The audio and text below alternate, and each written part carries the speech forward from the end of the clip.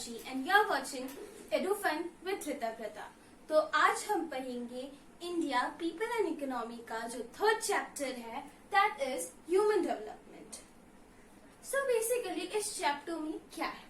This chapter is all about human development, quality, इस बारे में। So first of all, what is the main objective of development? It is the main objective, always keep in mind. Development के बहुत सारे objectives हो सकते हैं, लेकिन जो मेन ऑब्जेक्ट है जिसके वजह से हम लोग डेवलपमेंट को सीख करते हैं, that is improvement of quality of life. अब डेवलपमेंट, देख, ग्रोथ और डेवलपमेंट दो कॉन्सेप्ट्स होते हैं।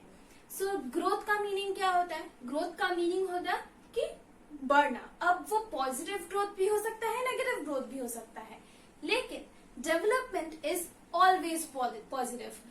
डेवलपमेंट में हमेशा पॉजिटिव होता है, कभी नेगेटिव नहीं होता है। जैसे ग्रोथ में नेगेटिव भी हो सकता है, हम बढ़ सकते हैं, हम ऊंचे लंबे हो सकते हैं, दैट इज आवर ग्रोथ। लेकिन हम इंटेलिजेंट हो रहे, दैट इज आवर डेवलपमेंट। इसीलिए डेवलपमेंट होना मतलब वो नेगेटिव नहीं, वो हमेशा पॉजिटिव साइड से ही डेवलप होना। सो इसीलिए यहाँ पे क्या है, improvement of quality of life. जब मतलब क्या होता है, यहाँ पे देखिए क्वालिटी आ गया। सो क्वालिटी आने से ही क्या समझ में आ गया कि डेवलपमेंट क्या है, qualitative. Development is qualitative and growth is quantitative. Growth is quantitative. Development is qualitative and growth is quantitative. इसे हमें दिमाग में रखना है। ये बात बहुत इम्पोर्टेंट है क्योंकि क्वालिटी और क्वांटिटी दोनों सेम है, इसीलिए ये बहुत कंफ्यूजिंग होता है कि कौन सा है क्वालिटेटिव, कौन सा है quantitative.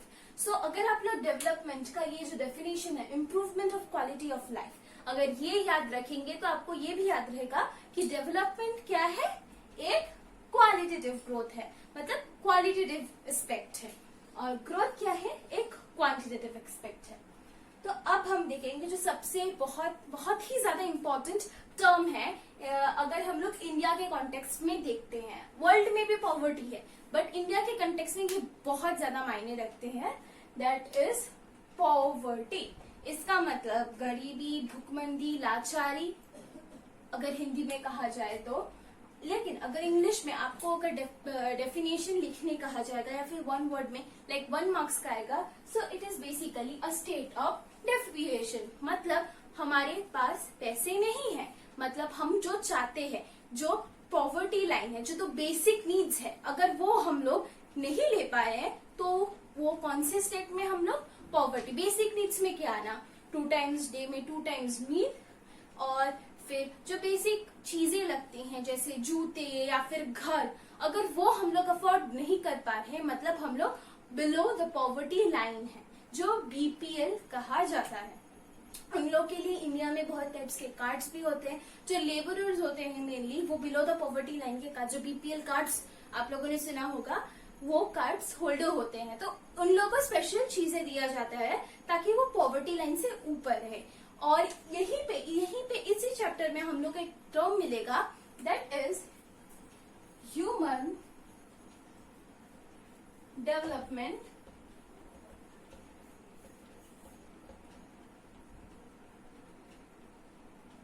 Index. That is human development index. अब ह्यूमन डेवलपमेंट इंडेक्स से ही ये ह्यूमन डेवलपमेंट इंडेक्स मेजर करने के लिए पॉवर्टी लाइन भी जाना बहुत जरूरी है, वो हम लोग बाद में पढ़ेंगे। सो पहले हम लोग देख लेते हैं कि ट्रेजेडी ऑफ कॉमन्स क्या है।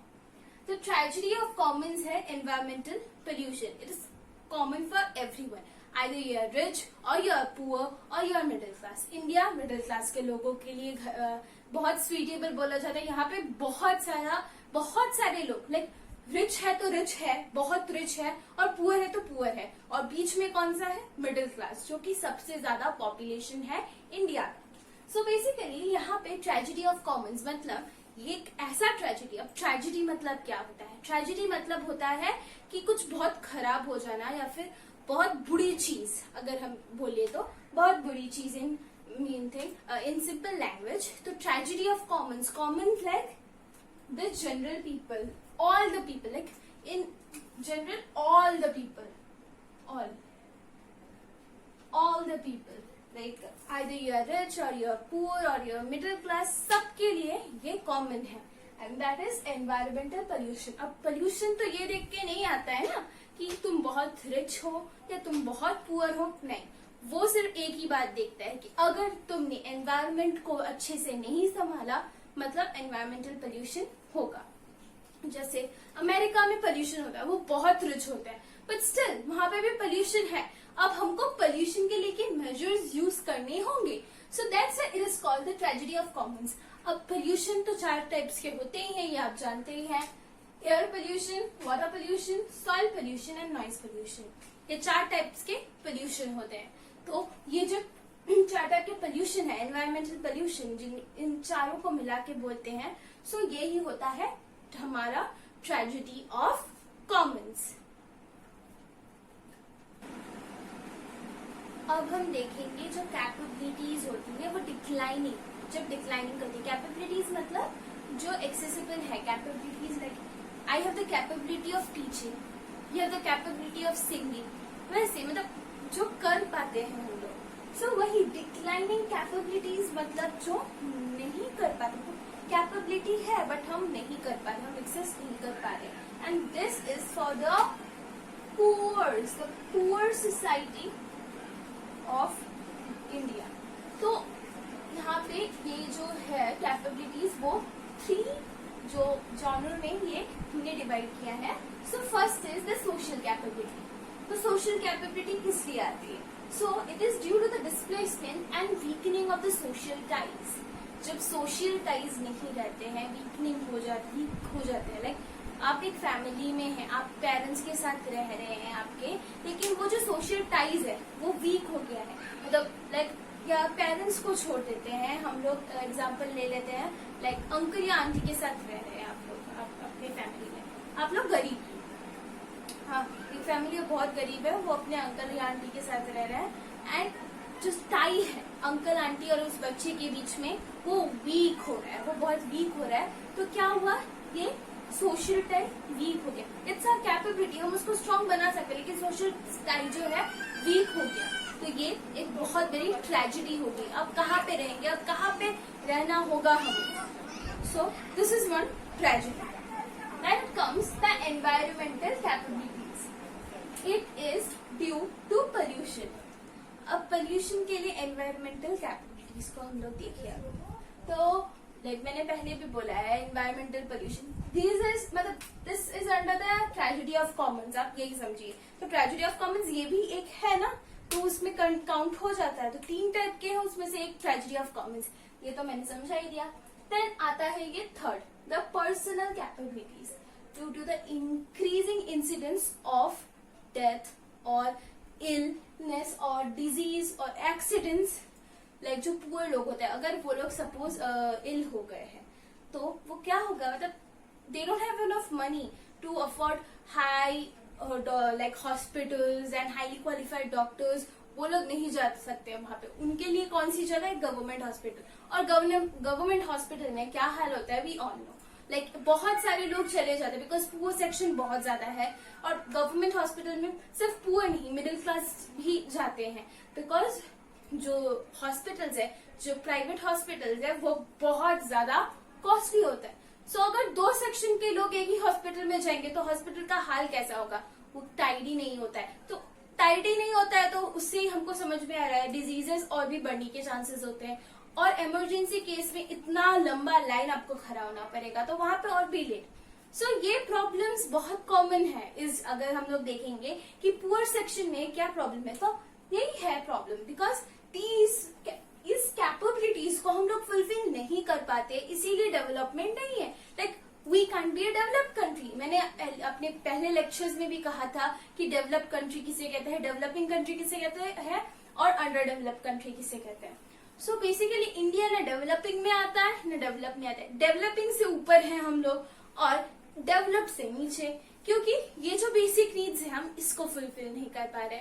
May be that is because of like population और बिकॉज ऑफ हमारा जो सेक्शन है इंडिया का, जो पीपल है वो 3 सेक्शंस में डिवाइडेड है। लाइक जो रिच है वो रिच होते ही जा रहे हैं और जो पुअर है वो दिन ब दिन और भी पुअर हो रहे हैं। सो इसीलिए शायद ऐसा हो रहा है। और जो मिडिल क्लास है, जो इंडिया का जो largest population falls in middle class, तो इन्हीं प्रॉब्लम्स की वजह से डेवलपमेंट या फिर हमारा जो डेवलपमेंट वो डेवलप्ड, हम लोग के नाम के आगे डेवलप टैग नहीं लग पा रहा है। हम देखेंगे कि इंडिया जो ह्यूमन डेवलपमेंट बहुत नीचे आता है, श्रीलंका उससे ऊपर आता है, बिकॉज वहां पे डेवलप्ड है लोग, लेकिन इंडिया में लोग इतने डेवलप्ड नहीं है।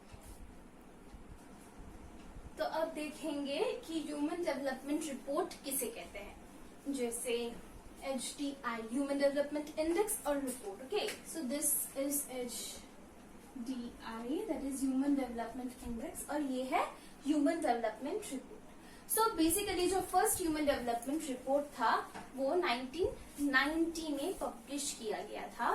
That was by UNDP। So UNDP है यूनाइटेड नेशंस डेवलपमेंट प्रोग्राम। आपने इसका नाम पहले भी सुना होगा, यूनाइटेड नेशंस डेवलपमेंट प्रोग्राम। इसके अंदर HDI जो ह्यूमन डेवलपमेंट इंडेक्स काउंट करते हैं एवरी ईयर कि कौन से कंट्री का ह्यूमन डेवलपमेंट इंडेक्स ज्यादा है, और ह्यूमन डेवलपमेंट इंडेक्स अगर ज्यादा है तो वो कंट्री ज्यादा डेवलप्ड है। सो बेसिकली यहाँ पे मैंने HDI की रैंक्स लिख के रखी है। जो फर्स्ट है दैट इज नॉर्वे, इंडिया आता है 131 और श्रीलंका आता है 73। अब मैं ये बताऊंगी आपको कि इंडिया और श्रीलंका में क्यों है ऐसा। एंड देन अब ये दिमाग में रख लीजिए, it is in 188 countries. 188 countries में पार्टिसिपेट करते हैं और वहां पे इंडिया का क्या है 131। इतना पॉपुलेशन, इतना डेवलपमेंट, इतनी सारी जगह, फिर भी इतना रैंक कम। श्रीलंका तो कितना छोटा सा एक कंट्री है, फिर भी उनका क्यों क्या है उनके पास ऐसा कि उनका ह्यूमन डेवलपमेंट इंडेक्स ज्यादा है। सो अब उनके पास क्या है वो देख के कोई लाभ नहीं है, क्या हमारे पास क्या नहीं है, that we have to analyse. अब उनके पास जो है हम अपने पास नहीं ला सकते, हम यही एनालाइज कर सकते हैं हमारे पास क्या नहीं है और उसको कैसे बेटर करें कि ताकि हम उस रैंक तक या उससे ऊपर पहुंच सके। So basically there are some factors. अब पहले हम लोग ये देख लेते हैं कौन से की फैक्टर्स है जिससे हम लोग क्या करते हैं ह्यूमन डेवलपमेंट का मेजर करते हैं। सो बेसिकली फर्स्ट है लाइफ एक्सपेक्टेंसी।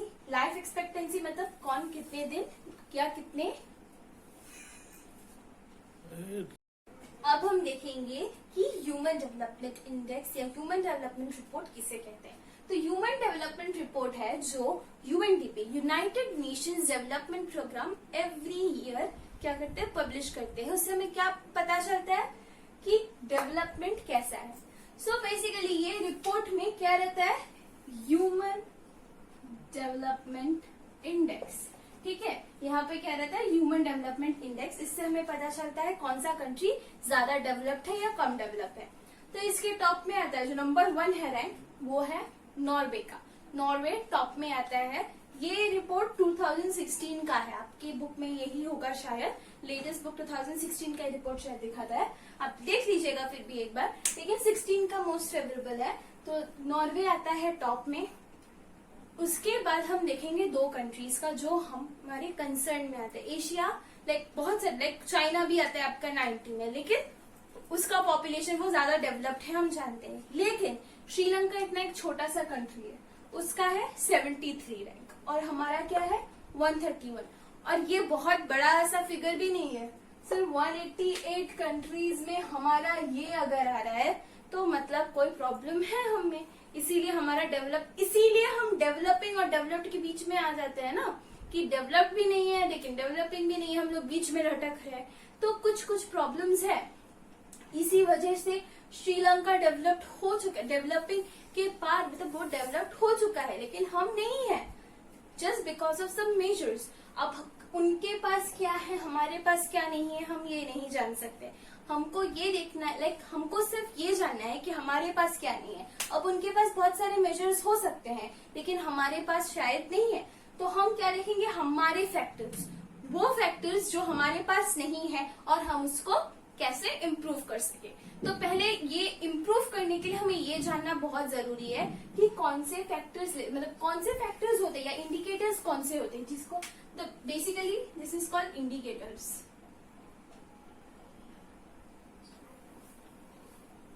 जिसका मतलब है फैक्टर्स। ये ह्यूमन डेवलपमेंट इंडेक्स के इंडिकेटर्स होते हैं कि ये फैक्टर्स को देख के हम लोग ह्यूमन डेवलपमेंट इंडेक्स को सेट करते हैं, जो यूनाइटेड नेशंस डेवलपमेंट प्रोग्राम है वो सेट करता है। सो फर्स्ट आता है हमारा लाइफ एक्सपेक्टेंसी। अब लाइफ एक्सपेक्टेंसी क्या है? लाइफ एक्सपेक्टेंसी मतलब एक आदमी, एक बंदा कितने दिन जी रहा है, जो टाइम स्पेन है बर्थ टू डेथ का। अब जितने एक आदमी जितना दिन जिएगा, मतलब लाइफ एक्सपेक्टेंसी जितनी अच्छी होगी, मतलब मेडिकेशन उतना अच्छा है, सो वो कंट्री डेवलप होगा उस दायरे से। देन आता है पर कैपिटा इनकम। अब पर कैपिटा इनकम, पर आपको समझ में आ गया, इनकम आ गया समझ में। कैपिटा मतलब क्या है? Capita is in simple word person.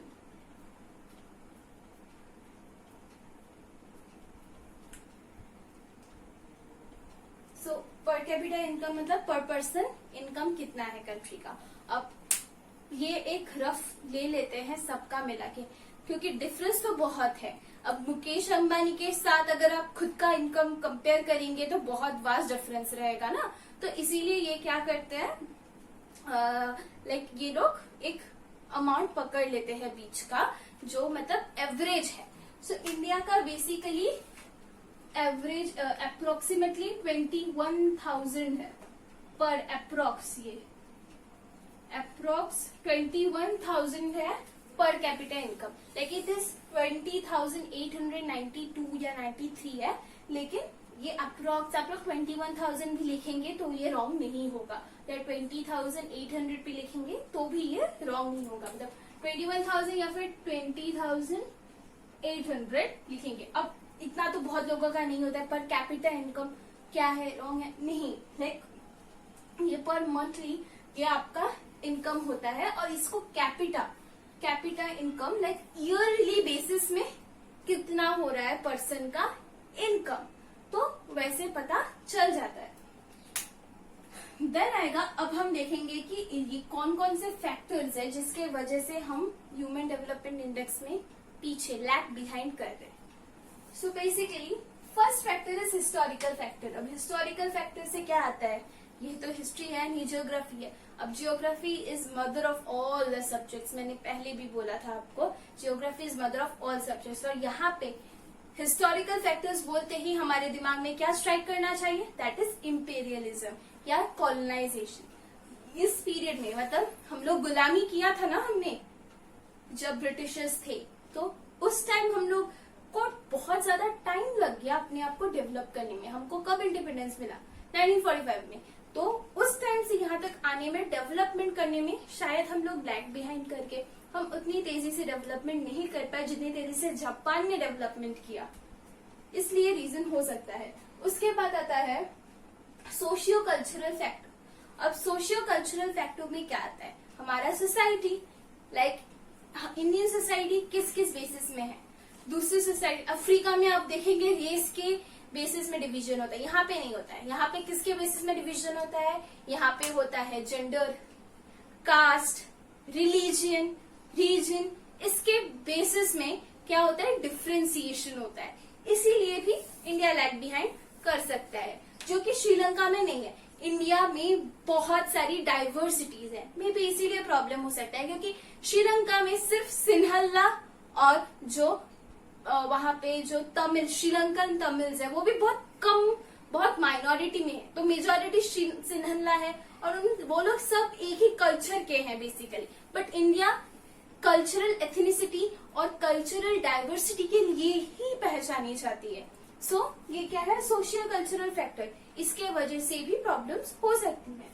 Then आता है सोशल डिस्क्रिमिनेशन। सोशल डिस्क्रिमिनेशन तो है, इसीलिए जो कास्ट में डिवाइडेड है, ओबीसी, एसटी, एससी, इसलिए तो प्रॉब्लम होता है, ये सबसे बड़ा प्रॉब्लम है इंडिया का, माने या ना माने ये प्रॉब्लम हमेशा था और हमेशा से रहता आ रहा है। ये जो कास्ट का प्रॉब्लम है, ये जो रिजर्वेशंस है, इसकी वजह से भी प्रॉब्लम्स होती है। देन आता है terrorism. Terrorism is not in the basis of just India, ये पूरे वर्ल्ड बेसिस में है। टेररिज्म मतलब टेररिज्म अगर है तो हमें क्या करना पड़े, हम बहुत सारा अमाउंट डेवलपमेंट को छोड़ के हम किसके ऊपर दे रहे हैं, अपने आर्मी के ऊपर दे रहे हैं, जिससे जो वॉर स्ट्रक्चर है वो डेवलप्ड हो रहा है। तो क्या हो रहा है, ये प्रॉब्लम्स हो रही है। टेररिज्म की बहुत इंपॉर्टेंट फैक्टर है। उसके बाद आता है फॉर्म्स ऑफ गवर्नमेंट। अब हमारे इंडिया का है democratic form of government, Sri Lanka का भी डेमोक्रेटिक फॉर्म ऑफ गवर्नमेंट ही है।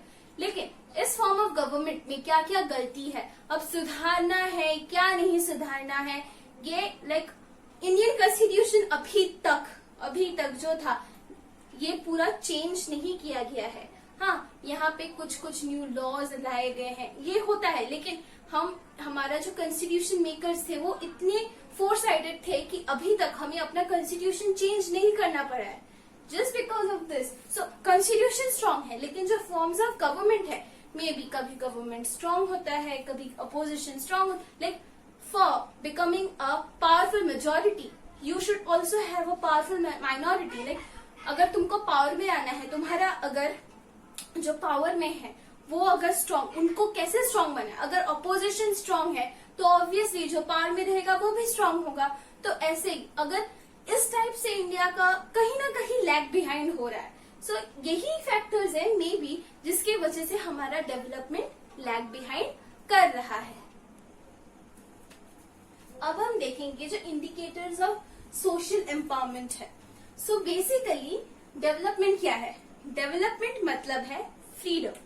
सो दिस इज फ्रीडम, और इसके लिए क्या आता है, freedom means freedom from hunger, freedom from poverty, freedom from servitude, freedom from bondage, ignorance, illiteracy and other forms of domination. मतलब हंगर, भूख, हंगर मतलब भूख। सो भूख से फ्रीडम मिलना, पेट भर का खाना मिलना, बहुत ज्यादा नहीं लेकिन एटलीस्ट पेट भर का खाना मिलना। फिर पॉवर्टी, पॉवर्टी मतलब गरीबी, गरीबी से फ्रीडम मिलना। फिर आता है सर्विट्यूड, मतलब किसी और के लिए खिदमत खाटने से फ्रीडम मिलना। उसके बाद आता है बॉन्डेज। बॉन्डेज पे बहुत लोग काम करते हैं जैसे लेबरर, कि इस टाइम पीरियड तक आपको इसी के अंडर में काम करना पड़ेगा, कॉन्ट्रैक्ट साइन कर लिया जाता है। तो इसीलिए चाह के भी बहुत सारे जो वर्कर्स होते हैं वो निकल नहीं पाते हैं। देन आता है इग्नोरेंस। इग्नोर लाइक जो बहुत सारे like below the property line है, या फिर जो इग्नोरेंस हम करते हैं ना जिन लोगों को, जैसे शेड्यूल्ड कास्ट, ट्राइब्स या फिर ओबीसी, इन सबको जो इग्नोरेंस फेस करना पड़ता है, तो उसी इग्नोरेंस से freedom. Then illiteracy. Illiteracy India का सबसे बड़ा प्रॉब्लम है। इलिटरेसी अगर हम लोग पार कर सकते हैं तभी इंडिया क्या करेगा, ह्यूमन डेवलपमेंट में टॉप पे आ सकेगा। अभी इंडिया का क्या रैंक है, ये मीडियम में आता है। इंडिया अभी ह्यूमन डेवलपमेंट इंडेक्स में मीडियम में आता है, लो में नहीं, मीडियम में आता है, तो इट्स अ गुड थिंग। सो हमें ये मीडियम क्रॉस करना है, हमें ये मीडियम नहीं चाहिए। हम क्या करेंगे, हम लोग टॉप पे आएंगे। तो टॉप पे आने के लिए जो सबसे बड़ी प्रॉब्लम है दैट इज इलिटरेसी। इलिटरेसी की वजह से ही यहाँ पे, बिकॉज हमने देखा जो इंडिकेटर्स है वहां पे भी लिटरेसी रेट है, तो लिटरेसी रेट कम होने की वजह से ही ये हो रहा है। तो अभी हम लोग देख लेते हैं, तो इंडिया में अगर हम लोग ह्यूमन डेवलपमेंट इंडेक्स देखेंगे, सो बेसिकली केरला आता है टॉप में। केरला में बता दूं, एक गांव अलपुजा, वहां पे 100% लिटरेसी रेट है, और केरला में ऑलमोस्ट 100% लिटरेसी रेट है।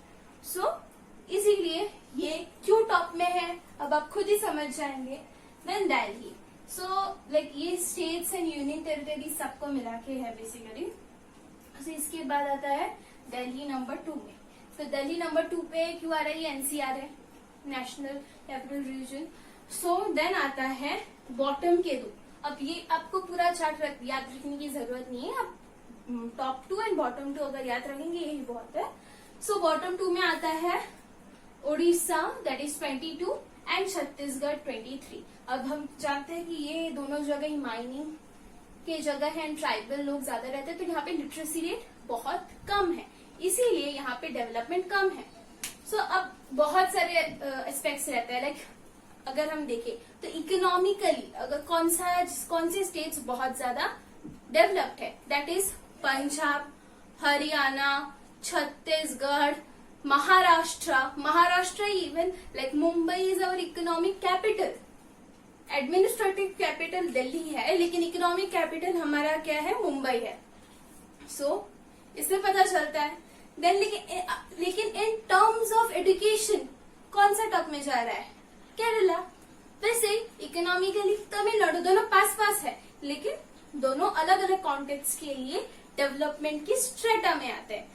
ऐसे ही अगर हम लोग दूसरे एस्पेक्ट में देखें कि कम कहाँ पे है, तो बिहार, छत्तीसगढ़, ये सब जगह लिटरेसी के मामले में बहुत ज्यादा कम है। वैसे अगर इकोनॉमिकली डिप्राइव्ड अगर देखें तो वो है बिहार, छत्तीसगढ़, मध्य प्रदेश, ये लोग इकोनॉमिकली डिप्राइव्ड है, बिकॉज एरिया ज्यादा है, पॉपुलेशन बहुत ज्यादा है, और इलिटरेसी तो स्ट्राइक कर ही रही है, और यहाँ पे बहुत सारी जो सोशल प्रॉब्लम्स भी है। सो फॉर दीज रीजन यहाँ पे प्रॉब्लम्स हो रहे हैं। हम अब इस चैप्टर के लास्ट पार्ट में आ चुके हैं, that is population, environment and development. So basically यहाँ पे किस वजह से पॉपुलेशन बहुत इंपॉर्टेंट रोल प्ले करता है, because we all know resources बहुत ही लिमिटेड क्वांटिटी में है। सो दैट्स राइट, हमको क्या फेस करना पड़ रहा है, स्कैर्सिटी ऑफ रिसोर्सेज। रिसोर्सेज बहुत लिमिटेड अमाउंट में है, और हम लोग क्या कर रहे हैं, उसे अनइवनली यूज कर रहे हैं। तो क्या हो रहा है, फ्यूचर जनरेशन के लिए रिसोर्सेज का डिप्लीशन हो रहा है। सो बेसिकली रॉबर्ट मैल्थी उसने ये कहा था कि ह्यूमन डेवलपमेंट के लिए स्कैर्सिटी ऑफ रिसोर्सेज भी बहुत एक इम्पोर्टेंट रोल प्ले करता है। अगर रिसोर्सेज कम होंगे तो ह्यूमन डेवलपमेंट ऑब्वियसली बेसिकली नहीं होगा। लाइक वाटर नहीं होगा तो जिएंगे कैसे। ये पता है सबको कि फ्री वाटर मिल रहा है, बहुत ज्यादा वाटर मिल रहा है, लेकिन एक टाइम आएगा जब ये भी खत्म होगा। अनलिमिटेड कुछ भी नहीं है, सब कुछ लिमिटेड है। हम रिसोर्सेज को इंटेलिजेंटली यूज नहीं कर रहे हैं, इसीलिए रिसोर्सेज का डिप्लीशन हो रहा है। सो ये एक फैक्टर है। देन आ रहा है लिमिट्स ऑफ ग्रोथ। ये 1972 में एक रिपोर्ट आया था, ये शेक-वॉन्सन रिपोर्ट के अंडर में आता है। देन आता है small is beautiful, that is 1974 में ये ब्रांडन जो रिपोर्ट था, इन्होंने एक कॉन्फ्रेंस किया था, ब्रांडन कॉन्फ्रेंस, वहां पे आया था small is beautiful and our common future. And Rio de Janeiro जो कॉन्फ्रेंस है ये 1993 में आया था, इधर पास किया गया था एजेंडा 21। सो इन सब में से सबसे आप सिर्फ इसका कहाँ से क्या है ये नहीं, बस ये तीनों अगर आप लोग दर्ज करके रखेंगे ये अच्छा है। लेकिन ये जो है Rio conference agenda 21, this is very important conference. इधर ही क्या किया गया था, समझाया गया था कि कैसे हम लोग एनवायरमेंटल डिप्रेशन को बचा सकते हैं, फ्लोरा एंड फोना को हम लोग कैसे बचा सकता है। तो इसीलिए बहुत सारे कंट्रीज एक साथ मिलके, एनजीओज एक साथ मिलके इन्होंने क्या किया था, ये एजेंडा 21 साइन किया था। सो बेसिकली यही है इस पूरे चैप्टर में कि ह्यूमन डेवलपमेंट कैसे किया जा सकता है, कैसे इंडिया को डेवलप किया जा सकता है। आप लोग ये कंफ्यूज मत कीजिएगा, ये इंडिया के कॉन्टेक्स्ट में है, और ह्यूमन डेवलपमेंट एक और चैप्टर है, वो आपके जो वर्ल्ड के बुक में है उधर में है। ये इंडिया के बुक का ये जो चैप्टर है ह्यूमन डेवलपमेंट है। सो कंफ्यूज मत होइए, चैप्टर दोनों बुक्स में सेम नाम से है, लेकिन दोनों चैप्टर अलग अलग चीज के ऊपर कंसेंट्रेट करते हैं। जैसे ये इंडिया के ऊपर कंसेंट्रेट कर रहा है, वो वर्ल्ड लेवल में कंसेंट्रेट करेगा कि वर्ल्ड में क्या क्या था और क्या पिलर्स है डेवलपमेंट के, उस समय कंसेंट्रेट करेगा। So this is all for today's lecture. मैं और भी वीडियोस बहुत जल्दी अपलोड करने की कोशिश कर रही हूँ, बिकॉज मैं हर रोज अब एक एक करके वीडियो अपलोड करूंगी, क्योंकि आपका एग्जाम आ रहा है। सो मेरा टारगेट है कि मैं मई के अंदर सारे वीडियोस बना लूं, उसके बाद जुलाई में, ताकि आपके पास टाइम रहे और आप लोग प्रिपेयर कर सके, मतलब जून में टाइम रहे और जुलाई में आप लोग एग्जाम दे सके। एग्जाम है जुलाई में, तो जून में आप लोग प्रिपेयर कर सके। Thanks for watching my video. Please do like, subscribe and share my channel.